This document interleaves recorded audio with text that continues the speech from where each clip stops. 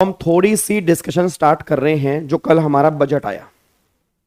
आप सब जानते हैं कल हमारा बजट आया है और बहुत सारे बच्चों को उसमें कंफ्यूजन भी है जिन्होंने थोड़ा बहुत पहले टैक्स पढ़ा हुआ है, और मुझे लगता है कि कल फाइनेंस मिनिस्टर से कुछ गलती भी हुई है। That is my opinion. मुझे लगता है कुछ अमेंडमेंट साथ में और आनी चाहिए थी जो वो लाना भूल गए हैं, और इसकी मार्केट में भी कोई बात कर नहीं रहा, बट वो प्रॉब्लम आएगी और मैं तुम्हें वो दिखाऊंगा वो प्रॉब्लम क्या है। और बहुत जल्दी फाइनेंस एक्ट बनने से पहले शायद फाइनेंस मिनिस्ट्री उस प्रॉब्लम को सही करे। बट कल उन्होंने बजट के बारे में कुछ नहीं बोला, उस बजट में कुछ नहीं बोला। इवन जो फाइनेंस बिल आया उसके अंदर भी उन्होंने उस मिस्टेक के बारे में कुछ नहीं बोला। बट जब मैं बजट सुन रहा था, जब उस बजट को मैंने पढ़ा, तो मुझे लगा कि कुछ ना कुछ उसके अंदर गलती है। कुछ जो नए टैक्स रेट इन्होंने इंसर्ट किए हैं उससे रिलेटेड एक प्रोविजन और था, उन्होंने रेट तो वो चेंज कर दिए बट वो प्रोविजन अमेंड नहीं किया, तो मुझे लगता है थोड़ी सी वहां पर गलती हुई है। बट मैं फिर कह रहा हूं क्या पता वो गवर्नमेंट की इंटेंशन नहीं हो, बट मुझे नहीं लगता वो इंटेंशन होनी चाहिए। होपफुली क्या पता उसमें वो चेंज आना चाहिए। चलो अब वो बातें कौन कौन सी हम डिस्कस करते हैं। तो मैं पूरा डिटेल में बजट तो नहीं अभी बता रहा कि बजट क्या आया क्या क्या है, बट मेन जो आपके घरेलू चीजें हैं जो हर एक नॉर्मल पर्सन को पता होनी जरूरी है। एक तुम प्रोफेशनल स्टूडेंट हो, चाहे वो सीए के हो, चाहे वो सीएस के हो, चाहे वो सीएमए के हो, हर पेरेंट्स मम्मी या पापा तुमसे एक्सपेक्ट करते हैं कि कल बजट में कुछ हुआ तो क्या हुआ।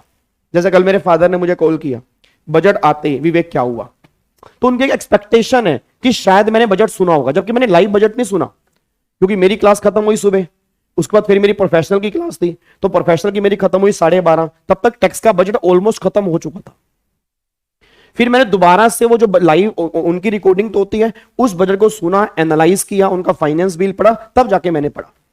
बट मेरे फादर का मेरे पास तुरंत कॉल आ गया, विवेक बजट में क्या हुआ। तो ये हर एक पर्सन की एक्सपेक्टेशन होती है कि अगर घर में कोई भी सीए है, सीएस है, सीएमए है, वो उनसे एक्सपेक्ट करता है कि तुम्हें थोड़ा बहुत आइडिया होना चाहिए। नहीं तो अभी तक एक बात तो तुमने कल से किया क्या। मैंने आपको पहले भी आते बोला, इवन बहुत सारे बच्चों ने क्या किया, कई ग्रुप में ऐड है, फॉरवर्ड मैसेज आ रहे हैं, उसी फॉरवर्ड को आगे फॉरवर्ड कर दिया। भाई सामने वाले को यह दिखाने के लिए कि देख हमें कितना पता है, पता उसे भी कुछ नहीं है। भाई कहीं से इतना लंबा मैसेज आ गया, उसको हमने सिलेक्ट किया, फॉरवर्ड का बटन दबाया, 10 ग्रुप में फॉरवर्ड कर दिया कि मुझे ही बजट के बारे में पता है। उसको ये पता भी नहीं होगा उस मैसेज में लिखा क्या हुआ है। या कई बच्चे क्या करते हैं, न्यूज चल रही है, स्क्रीनशॉट खींच के अटैच कर दिया। अब आपको ये समझना पड़ेगा उसमें अगर जो बातें हो रही हैं वो किस तरह की बातें। वैसे भी हमारा इनकम टैक्स हुआ नहीं है, बट फिर भी मैं आपको बताने की कोशिश करूंगा कि बजट में कल हुआ क्या है। तो पहली बात तो ये समझो कि जो कल बजट में डॉक्यूमेंट पेश किए गए हैं, सारे बच्चे 10-15 मिनट यहां पे ध्यान देना, आपकी वीडियो बहुत काम की हो सकती है। अब जो कल बजट में डॉक्यूमेंट इन्होंने पेश किए ना, वो कल अगर आप चेक करोगे तो 3 तरह के डॉक्यूमेंट इन्होंने पेश किए हैं। एक तो आपके सामने यहां पर है ये बजट स्पीच। ये बजट स्पीच जो कल श्रीमती निर्मला सीतारमण जी के हाथ में जो थी, जिसको देखकर वो बजट पढ़ रही थी, वो ये बजट स्पीच है। इस बजट स्पीच को देखकर उन्होंने बजट पढ़ा, जो लाइन इसमें लिखी है, जो वर्ड उसमें लिखा है, वो सेम उन्होंने एज इट इज पढ़ा, उन्होंने कुछ इधर से उधर नहीं किया। ये होती है बजट स्पीच। फिर दूसरा होता है आपका यहां पर फाइनेंस बिल। फाइनेंस बिल का मतलब क्या होता है कि बजट स्पीच का मतलब, मैंने पहले भी कहा था स्टार्टिंग में कि बजट स्पीच का मतलब होता है अच्छी अच्छी बातें, कि कुछ ऐसी बातें जिससे लोग हमारे प्रति और उत्सुक होंगे, भाई साहब क्या बजट आ गया, कि कमाल ही कर दिया, फायदा हो गया, ये हो गया, वो हो गया, वो सारी बातें बजट स्पीच के अंदर होती हैं। बट मेन जो अमेंडमेंट्स होती हैं, डिटेल अमेंडमेंट जो होती हैं, वो सारी की सारी होती हैं फाइनेंस बिल के अंदर। ये फाइनेंस बिल है। अगर आप ध्यान से देखोगे बजट स्पीच सिर्फ 58 पेज की है और फाइनेंस बिल जो है वो 225 पेज का है। मतलब सारी की सारी अमेंडमेंट बजट स्पीच के अंदर होती नहीं है। 4-5 अमेंडमेंट्स वो बोलते हैं, साथ में एक लाइन और बोल देते हैं कि जो हम अनेक्स्चर देंगे उस अनेक्स्चर में बाकी के अमेंडमेंट देख लेना।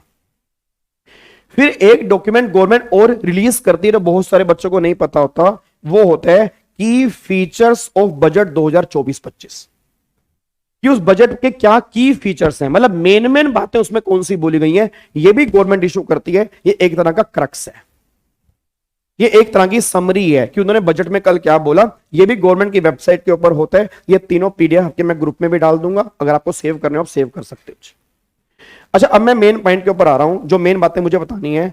सबसे पहली बात मुझे बतानी है पर्सनल इनकम टैक्स के बारे में। अब आपने कल न्यूज में कई बार देखा होगा, जैसे न्यूज में फाइनेंस मिनिस्टर ने बोला कि 17,500 रुपए की टैक्स की सेविंग हो रही है सैलरी क्लास पर्सन को, और जो अभी तक टैक्स के रेट थे उन्होंने उस रेट में चेंज किया। बट फॉर योर इंफॉर्मेशन जो मैं बातें बोलूंगा इसमें सिंगल अमेंडमेंट भी दिसंबर 24 में नहीं आनी, ठीक है ना। जब हम इनकम टैक्स करेंगे हम ये रेट नहीं करेंगे जो मैं तुम्हें अभी बता रहा हूं, ये रेट प्रैक्टिकल एप्लीकेबल हो चुके हैं, प्रैक्टिकली एप्लीकेबल हो चुके हैं, बट हमारा एग्जाम 6 महीने पीछे चलता है, 1 साल पीछे चलता है। चाहे वो सीए के एग्जाम हो, चाहे वो सीएस के हो, चाहे वो सीएमए के हो, जिनके एग्जाम भी इस साल में हैं उनके एग्जाम में ये अमेंडमेंट नहीं आनी। इवन इस साल क्या मार्च से पहले हैं, अगले साल की मार्च से पहले हैं, उनके एग्जाम में नहीं, मार्च के बाद है तो अमेंडमेंट आएंगे। अब सिंपल सी बात है, तुम्हारा अगर किसी का एग्जाम जून 25 में है या सीए वाले बच्चों का मई 25 में होता है, उनके एग्जाम के लिए बजट है। हमारे दिसंबर एग्जाम में या जो सीए वाले बच्चों के नवंबर जनवरी में एग्जाम होते हैं, सितंबर में एग्जाम होते हैं, उनके एग्जाम में ये अमेंडमेंट एप्लीकेबल नहीं है। मैं बार बार कह रहा हूं, कल से बच्चों के 100 मैसेज आ चुके हैं, सर अमेंडमेंट हमें पढ़नी है नहीं पढ़नी, नहीं पढ़नी भाई। तो सिंपल से बात है, ये बजट हमारे दिसंबर में एग्जाम में किसी काम का नहीं, बट क्यों बता रहा हूं, क्योंकि प्रैक्टिकल लाइफ में एप्लीकेबल हो चुका है। अब सुनो ध्यान से, इसमें उन्होंने क्या क्या अमेंडमेंट्स की हैं जी। अब सबसे पहली अमेंडमेंट जो उन्होंने की आपको मैं दिखाऊं, तो यहां पे उन्होंने पहले अमेंडमेंट जो है पर्सनल इनकम टैक्स। अब जो जो मेन अमेंडमेंट है बस वो बता रहा हूं जी। पर्सनल इनकम टैक्स पहले क्या होता था, पहले जो होता था ना, जो लोग सैलरी क्लास होते थे, जिनके पापा सैलरी क्लास, उनको जाके बता देना, तो सैलरी क्लास वालों को ना एक मिलती थी स्टैंडर्ड डिडक्शन। पहले ये समझो कि इनकम टैक्स में ना 2 तरह की स्कीम होती है, एक होती है न्यू रिजीम, एक होती है ओल्ड रिजीम। मतलब इनकम टैक्स में 2 रिजीम है, आजकल हम इनकम टैक्स में डिस्कस करेंगे, 2 रिजीम है, न्यू और ओल्ड। अब ओल्ड रिजीम गवर्नमेंट धीरे धीरे खत्म करना चाह रही है, वो लास्ट बजट से ही पता लग गया था कि गवर्नमेंट ओल्ड रिजीम को खत्म करना चाह रही है, न्यू रिजीम को लाना चाह रही है। तो अब न्यू रिजीम में जो इस बार की अमेंडमेंट्स आई हैं वो सारी न्यू रिजीम के अंदर आई हैं, ओल्ड रिजीम में कोई अमेंडमेंट नहीं आई है। जैसे आप अपने पापा से पूछना एक बार घर जाके कि पापा आप जो रिटर्न फाइल कर रहे हो वो किस रिजीम में कर रहे हो, आपके फादर के मुंह से निकलेगा बेटे न्यू रिजीम में कर रहा हूं। क्योंकि अभी इनकम टैक्स में 2 स्कीम चल रही है, ओल्ड और न्यू। मैंने भी इस बार की रिटर्न न्यू रिजीम के अंदर फाइल की है, मेरी वाइफ ने भी न्यू के अंदर फाइल की है, मेरे फादर ने भी न्यू के अंदर फाइल किया। ऑलमोस्ट न्यू में टैक्स कम आ रहा है और गवर्नमेंट चाहती है कि न्यू ही रहे, ओल्ड ना रहे। उसका लॉजिक क्या है कि जो ओल्ड रिजीम लेते हैं उन लोगों को बहुत सारी डिडक्शंस गवर्नमेंट को देनी पड़ती थी, LIC, PPF, FD, जो लोग ये करवाते थे उसके बेनिफिट्स वो लेते थे इनकम टैक्स में, जो न्यू रिजीम में खत्म कर दिए गए हैं। तो बच्चा कह रहे जब वो न्यू रिजीम में खत्म कर दिए तो फिर लोग न्यू क्यों ले रहे हैं, क्योंकि न्यू रिजीम में टैक्स रेट कम है। अब जहां टैक्स रेट कम होंगे तो उसके अकॉर्डिंग बेनिफिट न्यू रिजीम में हो रहा है, ओल्ड में फायदा कम हो रहा है, तो लोग ओल्ड धीरे धीरे बंद करते जा रहे हैं। और मुझे उम्मीद थी इस बजट में शायद ओल्ड रिजीम खत्म ही ना कर दें, बट इन्होंने खत्म नहीं की। पर आने वाले 2-3 साल में दिखा दूंगा ये ओल्ड खत्म कर देंगे, ये न्यू ही रहेगी। रीजन फिर पता लग गया कि गवर्नमेंट जो अमेंडमेंट किया वो न्यू के अंदर ही की है। तो पहली बात तो ये समझो, एक स्कीम है न्यू रिजीम, जो अमेंडमेंट्स आई हैं वो न्यू रिजीम के अंदर आई हैं, ओल्ड रिजीम में अमेंडमेंट नहीं आई हैं, जैसी थी वैसे की वैसी है। उन्होंने इस बार उसको टच भी नहीं किया। क्या ये बात क्लियर है? दूसरा, अब अमेंडमेंट आई क्या है? अब अमेंडमेंट क्या था, पहले सैलरी क्लास पर्सन जो होते थे उनको एक डिडक्शन मिलती थी, स्टैंडर्ड डिडक्शन। स्टैंडर्ड मतलब क्या है, अगर तुम्हारी पूरे साल की सैलरी 6 लाख है तो गवर्नमेंट बोलती थी 50,000 माइनस कर दो, तुम्हारी सैलरी 5.5 मानेंगे। सर 50,000 किस जगह, किसी भी जगह मान लो 50,000 माइनस होंगे, बस स्टैंडर्ड है, सबके लिए सेम है। Government, non government, private, public, तुम एम्प्लॉय हो ना तो 50,000 की फिक्स है। अच्छा, अब क्या था, वो ओल्ड के अंदर 50,000 थी, न्यू के अंदर 50,000 थी। अब इन्होंने क्या किया, न्यू रिजीम में वो डिडक्शन इंक्रीज करके जो कर दी है वो 75,000 की कर दी है। मतलब जो ओल्ड स्कीम लेगा उसको डिडक्शन कितने की मिलेगी, 50, और जो न्यू लेगा उसको कितने की मिलेगी, 75। ये पहला चेंज आया। और आपको मैं दिखाता भी हूं, देखो यहां पे लिखा भी होगा, जो लोग न्यू टैक्स रिजीम ऑप्ट कर रहे हैं तो पहले वहां पर 50,000 थी, हमने वहां पर 75,000 की कर दी है। तो मतलब ओल्ड रिजीम वालों को आज भी डिडक्शन 50,000 की ही मिलेगी जो ओल्ड रिजीम लेना चाहते हैं। यहां तक बात क्लियर है? दूसरा, फिर दूसरी अमेंडमेंट क्या आई, दूसरी अमेंडमेंट आई फैमिली पेंशन। अब एम्प्लॉइज को फैमिली पेंशन मिलती थी पहले। अब जो एम्प्लॉइज को फैमिली पेंशन मिलती थी तो old regime, new regime, old regime में उसकी डिडक्शन होती थी मैक्सिमम 15,000 और न्यू रिजीम के अंदर भी होती थी 15,000। अब न्यू रिजीम में वो 15 वाली लिमिट कर दी है 25,000 और ओल्ड की आज भी 15 ही है। तो सेकंड अमेंडमेंट उन्होंने किया जी, हम कह रहे हैं डिडक्शन फैमिली पेंशन, जो पेंशन जिनको पेंशन मिलती है, हम प्रपोज कर रहे हैं 15,000 से 25,000 कर दी जाए। ये बेनिफिट सिर्फ न्यू रिजीम वालों को दिए गए हैं, ओल्ड वालों को नहीं दिए गए। मैं बार बार एक लाइन बोल रहा हूं और एक बात मैं और बोल रहा हूं, यहां पे हर लाइन के आगे क्या लिखा है? प्रपोज्ड। मैं प्रपोज कर रही हूं। अब ये फाइनेंस बिल है, ये अभी पार्लियामेंट के हाउस में जाएगा, इस पे डिस्कशन होगी, प्रेसिडेंट के साइन होंगे, जब ये एक्ट बनेगा तब ये एप्लीकेबल होगा। और आप सब जानते हो इस बार बीजेपी गवर्नमेंट कितनी मुश्किल से जीती है, तो कोई बड़ी बात नहीं, इसमें अमेंडमेंट्स आ सकती हैं। 99% सेम है, यही आएगा, 1% फर्क हो सकता है कि इसमें चेंज भी हो सकता है। तो ये बातें दिमाग में लेके चलना। अब ये फाइनेंस बिल है, उसने प्रपोज किया कि हमारी गवर्नमेंट ये चाहती है ये चीज इंक्रीज कर दी जाए, ठीक है जी। अब दो अमेंडमेंट मैंने आपको बताई हैं। पहले मैं को बताऊं स्कीम इनकम टैक्स में कितनी होती हैं? दो। कौन कौन सी? ओल्ड और अमेंडमेंट किस स्कीम में आई है, किस में नहीं आई है? फर्स्ट अमेंडमेंट क्या आई है? सैलरी वालों की स्टैंडर्ड डिडक्शन कितनी हो गई? 50,000 से 75। और दूसरा फैमिली पेंशन की बेनिफिट कितना हो गया? 15,000 से 25,000। ओल्ड में आज भी वैसा जैसे पहले था, अमेंडमेंट जो है वो न्यू रिजीम के अंदर आएंगे। क्लियर है? फिर उसने बजट के अंदर बोला, अगला जो अमेंडमेंट आई, ये अमेंडमेंट आई सबसे मेन अमेंडमेंट, जिसके अंदर भाई साहब हंगामा मच रहा है। अब ये अमेंडमेंट आई है टैक्स रेट को लेकर जी। अब अमेंडमेंट जो आई है, अभी तक क्या होता था, ये अमेंडमेंट भी अगर आप चेक करोगे, उसने क्लियरली बोला है न्यू रिजीम के अंदर आई है, ओल्ड रिजीम के जो ओल्ड रेट हैं वो ही हैं। मैं आपको बार बार ये दिमाग में क्यों घुसा रहा हूं कि तुम बाहर न्यूज देखोगे तो कंफ्यूज हो जाओगे। मैंने कहा ना, बाहर इस टाइम सोशल मीडिया अपने पीक पर है। कल बजट आया, अभी सर्च कर लो बजट 2024 एनालिसिस, हर एक अपना महारथी बन गया भाई। जैसे बजट आया ही है वो महारथी है, उसने पूरी अमेंडमेंट देख डाली। अब कई लोग कह रहे हैं ओल्ड में चेंज आ गया। मैंने कहा ना, सोशल मीडिया पे अगर 100 लोग भी देख रहे हैं, उनके सामने बोल दिया ओल्ड में चेंज आ गया, उनके दिमाग में तो ओल्ड घुस गया ना। तो जो अमेंडमेंट्स आई हैं वो क्लियरली बजट स्पीच में लिखे, वो न्यू रिजीम की है, टेक ओल्ड की नहीं है। ओल्ड में जो था वो पहले ही जो तुमने पढ़ा वही है, उसमें कोई भी चेंज नहीं है। अब न्यू रिजीम में क्या आया? न्यू रिजीम में क्या था? पहले टैक्स रेट क्या था पहले वो समझो। न्यू रिजीम में क्या होता था? गवर्नमेंट बोलती थी 3 लाख तक टैक्स होगा नील, पहले भी था अब भी नील है। फिर पहले गवर्नमेंट बोलती थी 3 लाख से ऊपर 6 लाख तक, 6 लाख से 9 लाख, 9 लाख से 12 लाख, 12 लाख से 15 लाख, फिर 15 लाख से ज्यादा, पहले ये रेट थे।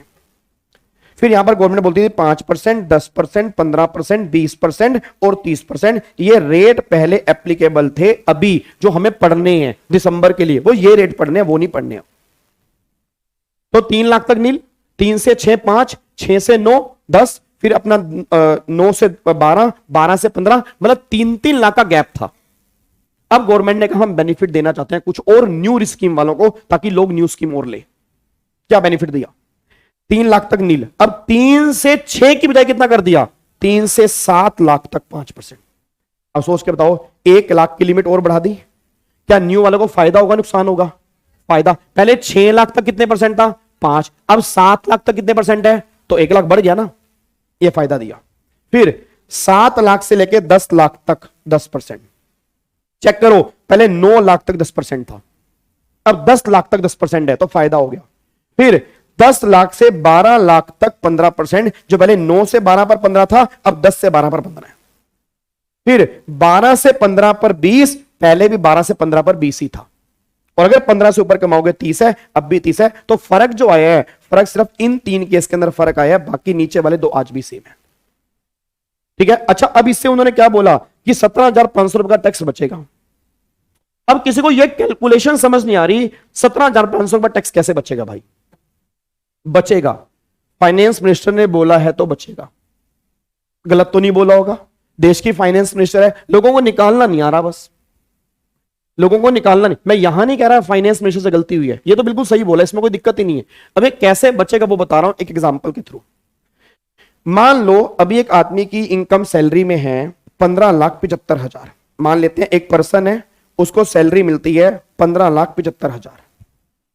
अच्छा, अगर 15,75 सैलरी मिलती है तो सारे बच्चे बोला अभी उसको स्टैंडर्ड डिडक्शन कितनी मिलती होगी? अभी 50,000। तो 15,75 सैलरी में से वो 50,000 माइनस कर लेता होगा, तो उसकी इनकम बचती होगी 15,25,000। अब वो इस पे टैक्स निकालेगा। अब एक बार टैक्स निकालते हैं। 3 लाख तक तो नील है, 3 से 6, तो 3 से 6 पे गैप आ गया 3 लाख का, उसके 5%। फिर 6 से 9 तो 3 लाख पे फिर लगेगा 10%, फिर 9 से 12 तो 3 लाख पे लगेगा 15%, फिर 12 से 15 3 लाख पे लगेगा 20%, और 15 से ऊपर वाली पर 30, तो 15 से ऊपर कितनी है 25,000, तो 25,000 के ऊपर लगेगा 30%। तो अगर एक बार निकालोगे तो टैक्स कितना आएगा, यहां 15,000, यहां 30,000, यहां 45,000, यहां आई थिंक 60,000, और यहां पे आएगा 7,500, ये 7,500। उठाओ ना कैलकुलेटर एक बार, तो टोटल बताओ कितना आ रहा है जी, 1,57,500 रुपए का टैक्स आ रहा है। अगर मैं अभी की बात करता हूं, अगर किसी की अभी सैलरी की इनकम इतनी है, चलो जी अब कल बजट आ गया, पापा ने बोला बेटे मेरी सैलरी 15,75 है। अब अगर सैलरी पापा की 15,75 है तो अब डिडक्शन कितनी मिलेगी 75, इनकम कितनी हो गई 15 लाख, हो गई 15 लाख इनकम। अब सुनो ध्यान से, 3 तक तो नील है, अब 3 से 6 या 3 से 7, 3 से 7 तो गैप कितना आ गया बीच में 4 लाख, तो अब 4 लाख का 5%, फिर 7 से 10 तो गैप कितना आ गया 3 लाख, उसका 10%, फिर 10 से 12 तो गैप कितना आ गया 2 लाख, उसका 15%, फिर 12 से 15 गैप कितना आ गया 3 लाख, उसका 20%, और 15 से ऊपर तो कुछ है ही नहीं, क्योंकि यहां पर इनकम कितनी बन रही है 15। अब बताओ कितना आ रहा है, अगर आप चेक करोगे आई थिंक 1,40,000 टैक्स आ रहा होगा, बोलो हां। अब देखो अब आ रहा है 1,40, पहले कितना था, तो 17,500 रुपए की टैक्स की सेविंग हो रही है ना, तो वही तो फाइनेंस मिनिस्टर कह रही है, ऐसे निकल रही है। तो मैंने कहा ना लोग, होता क्या है, अब उन्होंने बता दिया 17,500 की, कैसे वो बच्चे को समझ ही नहीं आ रहा, कैसे भाई बताओ तो सही, कैसे एग्जाम्पल के थ्रू समझाओ ना। तो 17,500 रुपए की जो टैक्स की सेविंग है वो इस तरह से होगी, मतलब जो सैलरी क्लास पर्सन 15,75,000 रुपए कमा रहे हैं, वो पहले इतना टैक्स पे करता था, अब इतना पे करेगा, तो 17,500 रुपए की टैक्स की सेविंग यहां पे हो रही है, बस ये पर ध्यान दो। 17 1,40 है ना, तो 1,40 और 1,57,500, 17,500 रुपए की टैक्स की सेविंग आपकी हो रही है। और यही बात अगर आप चेक करोगे फाइनेंस मिनिस्टर ने यहां पे लास्ट में बोली है कि 17,500 रुपए की टैक्स की सेविंग यहां पे हो रही है। अच्छा, अब जो मैं कह रहा हूं कि फाइनेंस मिनिस्टर से गलती हुई, वो कहां हुई वो सुनना चाहिए। आप में से किस किस बच्चे ने अभी तक ये सुना था कि 7 लाख तक की इनकम पे टैक्स जीरो आता है, ये न्यूज में कभी सुना हो 7 लाख तक की इनकम में जीरो आता है, किस किसे सुना था। चलो अब जिसने भी ये सुना था वो कैसे सुना था वो सुनो। कल का बजट छोड़ दो, कल का बजट छोड़ दो, कल के बजट में क्या हुआ, 7 लाख तक में जीरो कैसे बनता था, वो बनता था न्यू रिजीम के अंदर, ओल्ड के अंदर नहीं बनता था। ओल्ड रिजीम में 5 लाख तक की इनकम में जीरो था, न्यू रिजीम में 7 लाख तक की इनकम में जीरो था। अब 7 लाख तक की इनकम में जीरो कैसे था, गवर्नमेंट देती थी हमें रिबेट, रिबेट थी सेक्शन 87A में। अब गवर्नमेंट क्या बोलती थी कि जिसकी इनकम 7 लाख तक है उसको हम रिबेट देंगे, कितनी, जितना उसका टैक्स बनेगा और 25,000 विच एवर इज लेस। भाई जो उसका टैक्स बनेगा और 25,000 विच एवर इज लेस, उतने की उसको रिबेट मिलेगी, यह बात ध्यान देना। अब एक बार ऐसा करते हैं, मैं आपसे एक बात पूछता हूं, अगर किसी पर्सन की इनकम 7 लाख रुपए है तो टैक्स निकालते हैं कितना आएगा। अगर मेरी इनकम 7 लाख है तो 3 लाख तक तो जीरो, फिर 3 लाख से 6 लाख बीच में गैप कितना है 3 लाख, उस पर कितना लगेगा 5%, तो 15,000, फिर 6 लाख से लेके 9 लाख तक 10% है, तो मेरी इनकम 7 लाख है, तो 6 लाख से ऊपर कितनी है 1 लाख, तो उस 1 लाख का 10% कितना हो गया 10,000, तो मेरा टैक्स कितना आ गया 25, और मुझे 25 की क्या मिल जाएगी रिबेट, टैक्स कितना हो गया नील। तो गवर्नमेंट जो रिबेट सेट करती थी ना, वो ऐसे सेट करती थी कि जो तुम्हारा 7 लाख पे टैक्स बने उतने की ही रिबेट मिल जाए, उतने की क्या मिल जाए रिबेट, और टैक्स हमारा जीरो हो जाए। अब गवर्नमेंट ने कल इसमें तो चेंज कर दिया, रिबेट में चेंज नहीं कर पाए।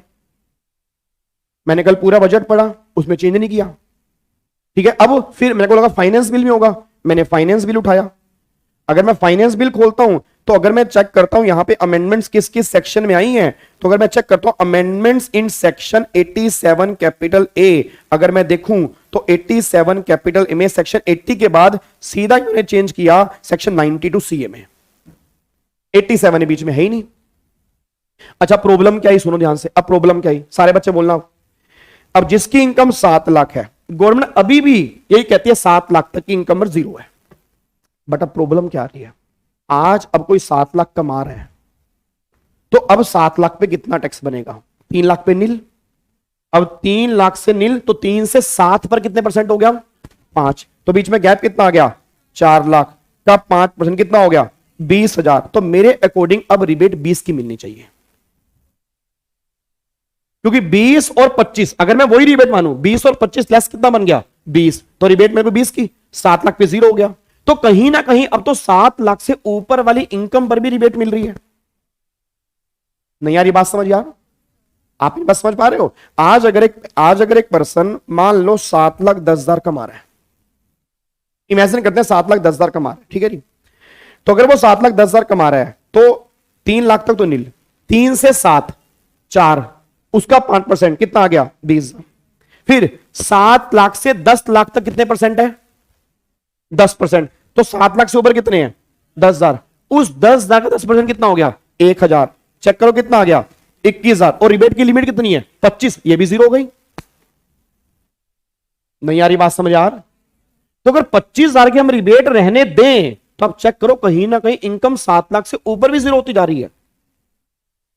और जबकि रिबेट जो कंपेयर करती थी गवर्नमेंट करती थी, जहां तक टैक्स 0 बने वहीं तक की रिबेट है। 7 लाख तक पे 25 की रिबेट क्यों थी पहले, क्योंकि 7 लाख तक टैक्स ही 25 बनता था।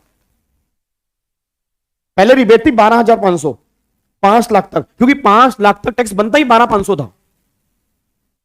तो मेरे अकॉर्डिंग यहां पे थोड़ा सा ओवरलुक कर गए, वो उस चीज को इग्नोर कर गए। ठीक है, उम्मीद है इस चीज को वो या तो वो यही करना चाहते हैं, बट अगर यही करना चाहते हैं तो उनको बताना चाहिए। ये तो बहुत अच्छी बात अगर है, ये तो कल बजट की हाईलाइट हो जाती है अगर ये बताते कि हम तो भाई साहब 7.5 लाख तक इनकम टैक्स 0 कर रहे हैं। भाई सिंपल सी बात है ना, ये तो बहुत अच्छी बात है, ये तो भाई साहब लोग खुश हो जाते। अब इन्होंने क्या किया, ये तो चेंज कर दिया, यहां पे ये चेंज कर दिया, बट उसका इफेक्ट जो पड़ रहा है, मैं बार बार बोल रहा हूं, उसका इफेक्ट कहीं ना कहीं रिबेट पर भी पड़ रहा है। मेरे अकॉर्डिंग यहां पे रिबेट की लिमिट 20,000 होनी चाहिए थी अगर इनको 7 लाख तक की इनकम पर टैक्स 0 चाहिए, बट वो 25 ही रह गई। ठीक है जी, तो ये मुझे थोड़ी सी प्रॉब्लम लगी।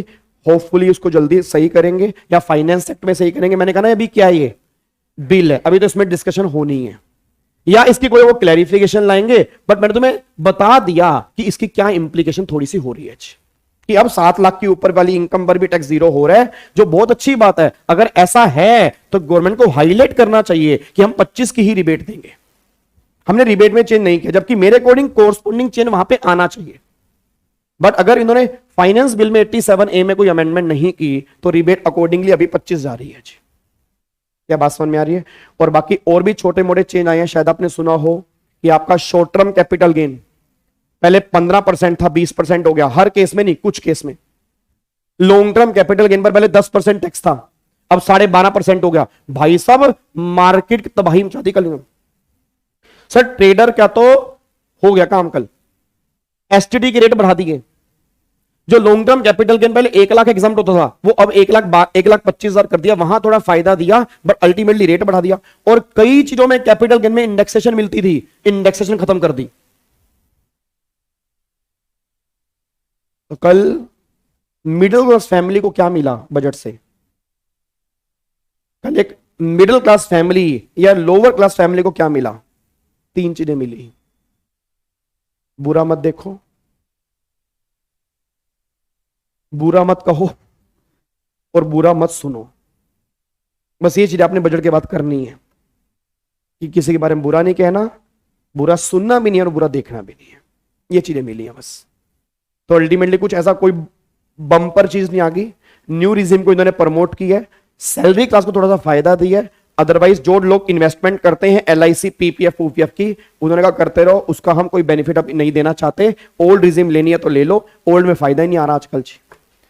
ठीक है, तो ये हाइलाइट्स हैं कल के बजट की। बाकी बहुत सारी अमेंडमेंट्स हैं, तो अगर मेरे को टाइम मिला पूरी वीडियो बना के डिटेल में डाल दूंगा कहां कहां कौन कौन से अमेंडमेंट। बट अगेन मैं लास्ट में दोबारा इस बात को रिपीट कर रहा हूं, सिंगल अमेंडमेंट भी हमारे दिसंबर एग्जाम के लिए एप्लीकेबल नहीं है, या जिन CA वाले बच्चों के एग्जाम है जनवरी में, उनके एग्जाम में एप्लीकेबल नहीं है। जून 25 या मई 25 में अमेंडमेंट आएंगी, बट अभी हमारे किसी भी काम की नहीं है, बस ये पर ध्यान दो। ठीक है जी, thank you so much, god bless you. Love you all. फिर मिलते हैं कल वाली क्लास मेरी सेम टाइम 7:45 सेम जगह। ओके री, bye bye, tata, thank you so much, जय हिंद, thank you so much, bye bye ji.